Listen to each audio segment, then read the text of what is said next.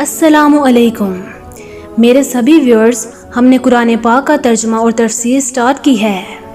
आप लोग भी अगर यूट्यूब पर टाइम ज़ाया करने से बेहतर कुछ सीखना चाहते हैं तो हमारे साथ कुरान पाक का तर्जुमा शुरू कर सकते हैं। हमारी हर वीडियो देखने के लिए चैनल को सब्सक्राइब कर लें और बेल आइकन को प्रेस कर लें ताकि हर नई आने वाली वीडियो का नोटिफिकेशन आप तक पहुंच सके। और अगर आपने अभी तक बाकी सूरतों का तर्जुमा नहीं देखा तो चैनल में जाकर कुरान तर्जुमा और तफसीर प्लेलिस्ट में से बाकी सभी सूरतों का तर्जुमा देख सकते हैं। शुक्रिया। बिस्मिल्लाहिर्रहमानिर्रहीम। शुरू करती हूँ अल्लाह के नाम से जो बड़ा मेहरबान और नहायत रहम करने वाला है।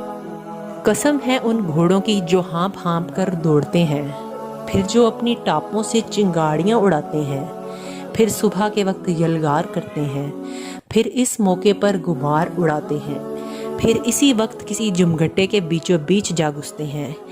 इससे मुराद वो जंगी घोड़े हैं जिन पर सवार होकर इस ज़माने में लड़ाइयाँ लड़ी जाती थी।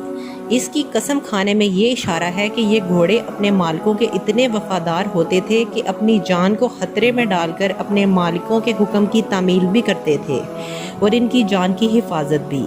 अल्लाह ताला ने इतने मजबूत जानवर को इंसान का ऐसा ताबे और वफादार बना दिया है, गुनाहगार इंसान को ये याद दिलाया जा रहा है कि अपने मालिक और खालिक के इस एहसान का शुक्र अदा करने के बजाय इसकी नाफरमानी करता है और अपने परवरदिगार का इतना भी वफादार नहीं जितने इसके घोड़े इसके वफादार होते हैं। चुनाचे अगली आयत में फरमाया गया है कि इंसान यानी गुनाहगार इंसान बड़ा नाशुक्रा है, कि इंसान अपने परवरदिगार का बड़ा नाशुक्रा है और हकीकत ये है कि वो माल की मोहब्बत में बहुत पक्का है।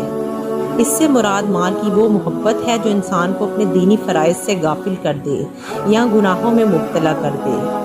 भला क्या वो वक्त इसे मालूम नहीं जब कब्रों में जो कुछ है इसे बाहर बिखेर दिया जाएगा और सीनों में जो कुछ है इसे ज़ाहिर कर दिया जाएगा, यानी मुर्दों को कब्रों से निकाल दिया जाएगा और लोगों के सीनों में छुपे राज खुल जाएंगे।